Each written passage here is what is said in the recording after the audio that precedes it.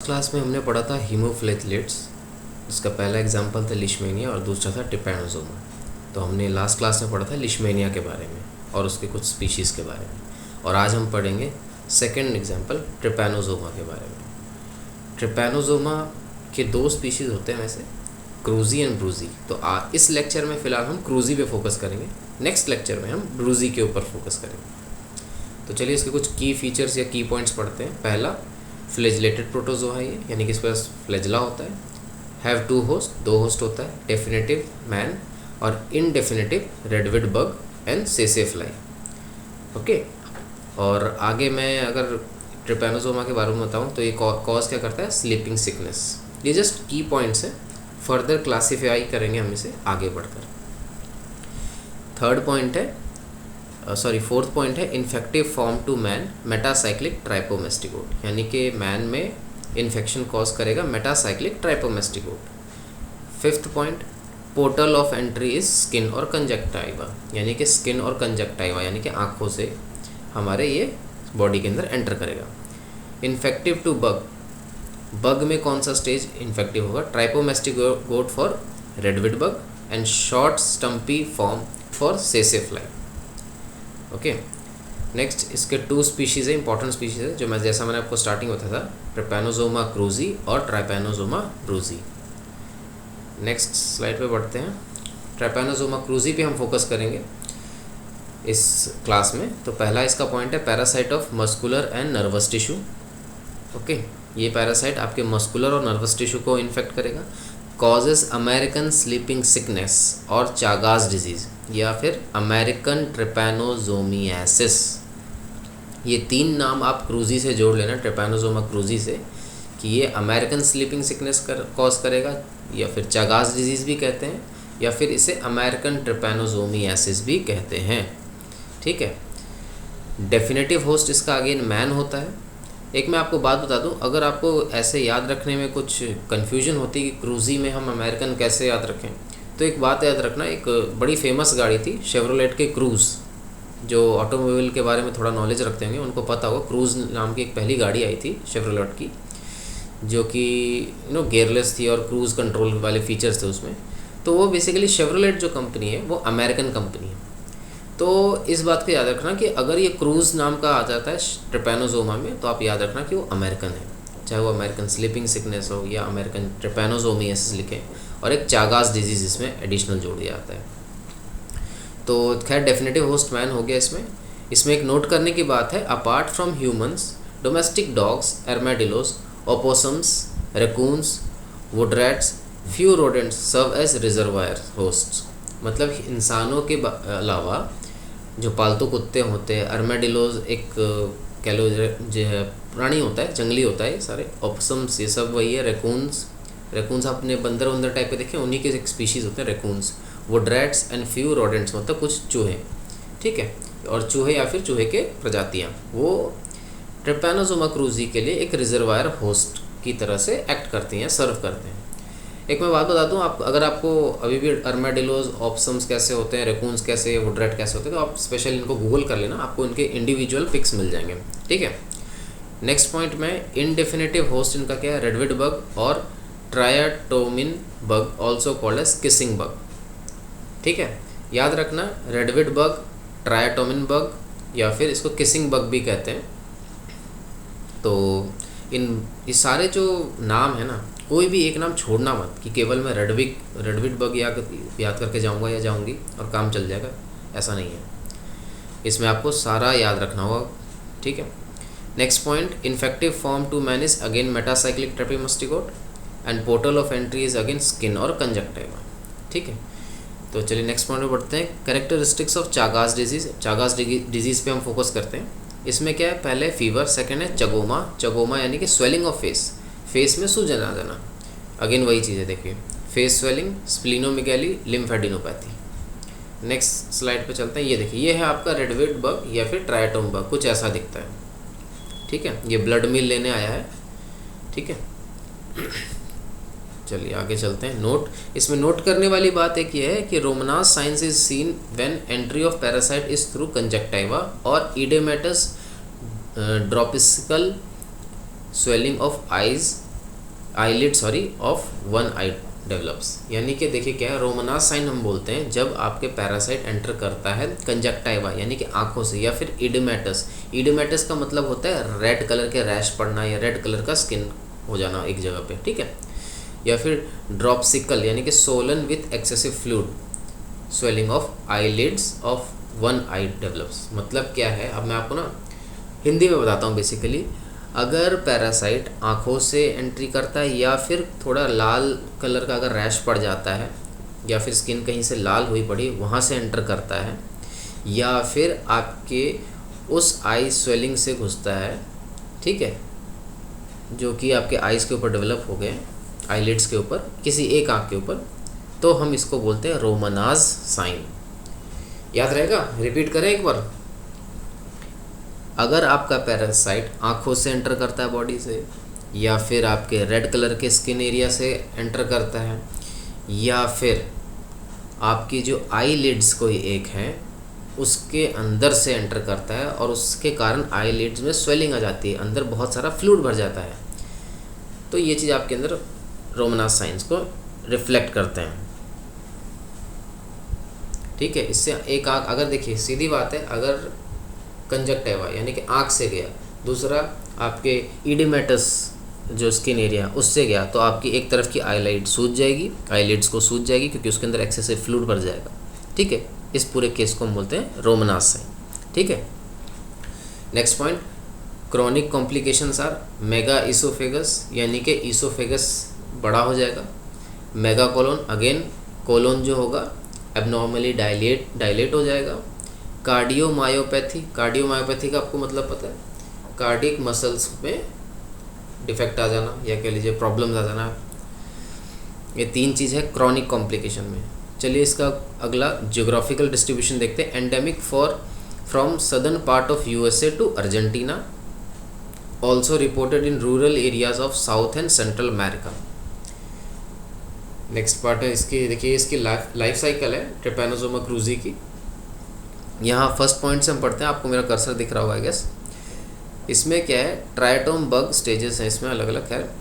यहाँ देखिए first point में क्या है, ट्राइटोम बग जो होता है वो ब्लड मील लेने के लिए जाता है एक अनहेल्दी ह्यूमन के पास, और उसके ब्लड स्ट्रीम में वो मेटासाइक्लिक ट्राइपोसोम्स थ्रू फीकस यानी कि जो फीकल मैटर है वो डिस्पोज कर देता है ह्यूमंस के ऊपर, ठीक है, जिसके अंदर अपने फीकल मैटर के अंदर होता है मेटासाइक्लिक ट्राइपोमेस्टिगोट। ट्राइपोमेस्टिगोट क्या होता है, या तो फिर जो जिस जगह पे इंसेक्ट ने बाइट किया उसके थ्रू बॉडी के अंदर घुस जाता है, या फिर म्यूकोजल मेम्ब्रेन के थ्रू घुस जाता है, या फिर कंजक्टाइवा के थ्रू बॉडी के अंदर घुस जाता है। सेकेंड पॉइंट, अब आ जाते हैं मैमल्स के अंदर यानी कि ह्यूमंस कह लीजिए।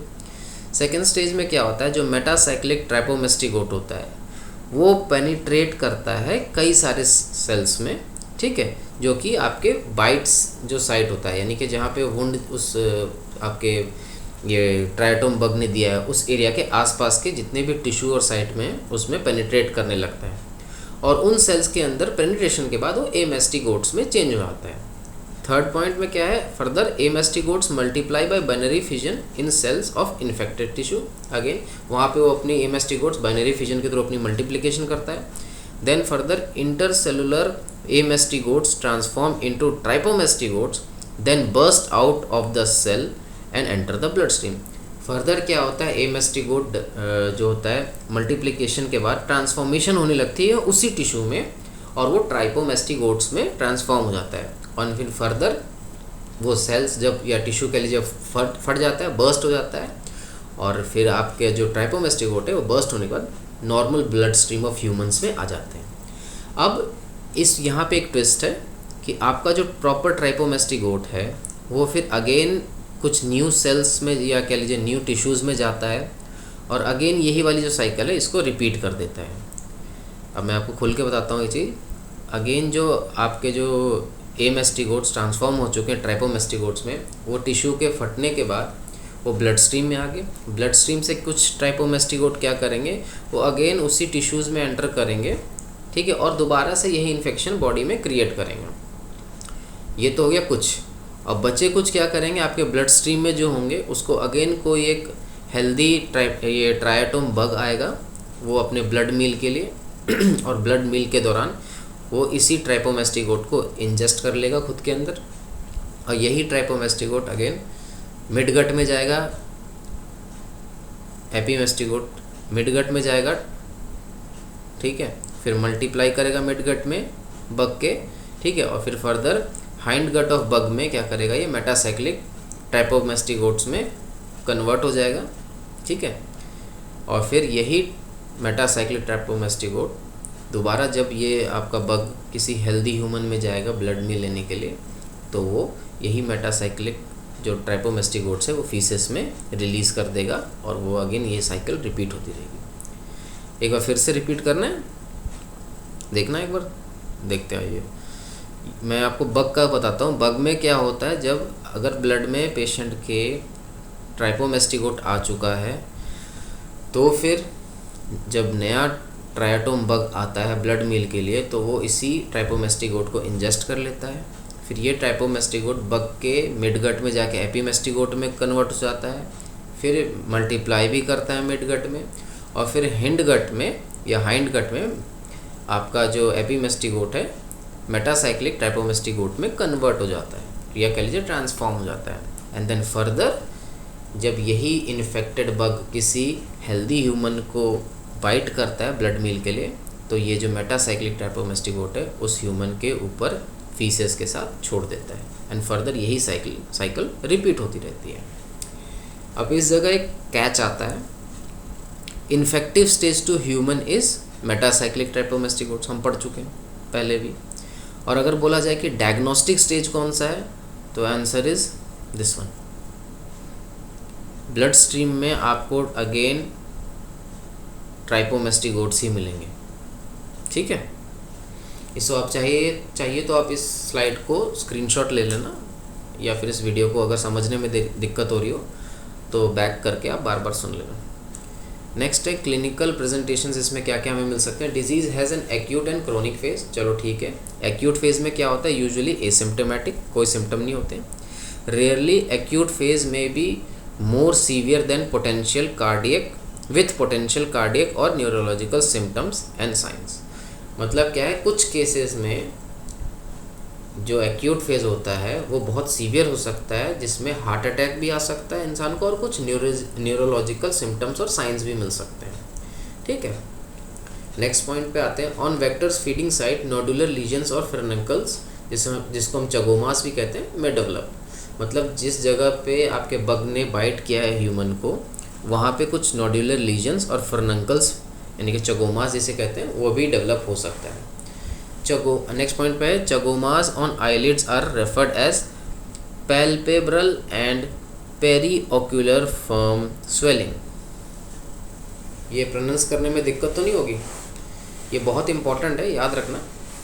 चगोमास अगर आईलिड्स पे हो जाए तो उसे पैल्पेब्रल और पेरीओक्यूलर फर्म स्वेलिंग कहते हैं, ठीक है। इसका एग्जांपल है मेरे पास, ये देखिए नेक्स्ट स्लाइड में, ये है इसको पेरीओक्यूलर स्वेलिंग या पैल्पेब्रल स्वेलिंग, ठीक है। नेक्स्ट पॉइंट में क्या है, रिलैप्स में अकर इन HIV पेशेंट्स और those receiving immunosuppressive drugs.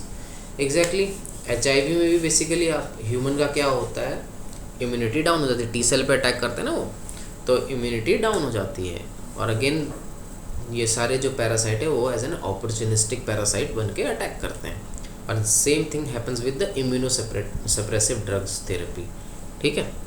Next point पे आते हैं, क्रोनिक फेज अगला है, एक्यूट के बाद क्रोनिक फेज। फर्स्ट पॉइंट क्या कहता है इसमें, may not occur for years और even decades after the initial infection, यानी कि शुरुआती इन्फेक्शन के बाद ये काफ़ी ना सालों तक हो भी ना, या हो सकता है काफ़ी दशकों तक ना हो, ठीक है। मे इंक्लूड कार्डियक अरेस्ट और GI इन्वॉल्वमेंट, मतलब इसमें कार्डियक अरेस्ट भी आ सकता है या फिर गैस्ट्रो इंटेस्टाइनल इन्वॉल्वमेंट्स भी हो सकती हैं, ठीक है। एमेस्टिगोट इन्वेजन, नेक्स्ट पॉइंट है, amastigote invasion of smooth muscles can lead to mega oesophagus, mega colon and dilated cardiomyopathy, dilated cardiomyopathy. ये हम तो पहले भी पढ़ चुके हैं, ठीक है, कि मेगा एसोफेगस क्या होता है, मेगा कोलन क्या होता है और कार्डियोमायोपैथी क्या होता है। ये क्रोनिक फेज में हम पहले भी पॉइंट्स में पढ़ चुके हैं। लैब डायग्नोसिस में आते हैं, सैंपल में हम क्या प्रेफर करेंगे, blood, CSF and biopsy of infected tissue of particular organ. Second point, thick and thin smears can be prepared obviously. Third point है trypomastigotes in circulating blood and CSF is diagnostic, ठीक है। Fourth point है culture media, इसका हम biphasic media use करते हैं, ठीक है। Fifth point, trypomastigote is not found in chronic stage in circulating blood and CSF is diagnostic. Trypomastigote is not found in chronic stage in circulating blood and CSF is diagnostic, ठीक है। यानी कि एक चीज़ हम देखेंगे, ट्राइपोमेस्टिगोट जो कि एक तरीके से डायग्नोस्टिक होता है in presence of blood and CSF, वो आपको क्रॉनिक स्टेज में नहीं मिलेंगे। क्रॉनिक स्टेज ये आपको केवल एक्यूट फेज में ही मिलेंगे। तो इस पॉइंट का मैं आपको फिर से बता देता हूँ, क्रॉनिक स्टेज में ब्लड और CSF में आपको ट्राइपोमेस्टिगोट नहीं मिलेंगे, ठीक है। नेक्स्ट पॉइंट, एमेस्टिगोट्स में be found in biopsy stained with HND और जिम्सा, ओके। नेक्स्ट स्लाइड पे बढ़ते हैं। ये देखिए, ये है कुछ diagrams. Trypanosoma cruzi trypomastigote in thick blood smear stained with Giemsa, ये हैं, ये सारे हैं ट्राइपोमेस्टिगोट्स, ओके, ट्रिपैनोसोमा क्रूजी के। और नेक्स्ट डायग्राम में आप देख रहे हैं Trypanosoma cruzi trypomastigote in thin blood smear stained with Giemsa. This is thick blood smear and this is thin, ठीक है। तो दोनों में आप फ़र्क देख लीजिए। नेक्स्ट अगला डायग्राम है Trypanosoma cruzi trypomastigote in CSF smear stained with Giemsa. ये CSF स्मीयर है, और ये वाली जो स्मीयर है ये ट्रिपैनोसोमा क्रूजी एमेस्टिगोट मिल रहा है in heart tissue stained with HND। हमने पहले ही पढ़ा था ना, एमेस्टिगोट्स में be found in biopsy stained with HND and Giemsa. तो ये भी वही है, हार्ट का टिश्यू है। अब ये क्या है अगला, Trypanosoma cruzi amastigotes form from biphasic media, यानी कि कल्चर मीडिया जो आपका है बायोफिजिक मीडिया, उससे हम एपीमेस्टिगोट्स निकाला हमने, ठीक है। ये यहाँ पे इमेस्टिगोट्स की स्पेलिंग थोड़ी मिस्टेक है, उसको ध्यान रखना, ये एपीमेस्टिगोट्स है, okay. So thank you for attending this class. मैं आपसे यही बोलूँगा कि अगर इस वीडियो से, इस लेक्चर से ज़रा रत्ती भर भी आपको कुछ नॉलेज मिली हो तो प्लीज़ इस चैनल को सब्सक्राइब करना, इस वीडियो को लाइक करना, इस वीडियो को शेयर करना हर अपने फ्रेंड्स, क्लासमेट्स के साथ, ताकि सबका भला हो पाए। और फर्दर आपको कुछ इसमें लगता है कि मेरे को वीडियो में कुछ सुधार करना चाहिए या कुछ और ऐड करना चाहिए, तो प्लीज़ कमेंट बॉक्स आप ही का है, उसमें कमेंट डालो। और ऐसी वीडियोज़ और आते रहेंगे इस चैनल पे, तो आपके अपने जो MLT क्लासेस है उसको ज़रूर कंटिन्यू रखिएगा। और बाकी तो ठीक है, फर्दर और सब्जेक्ट्स में मैं डालता रहूँगा 1 by 1, ठीक है। Thank you very much.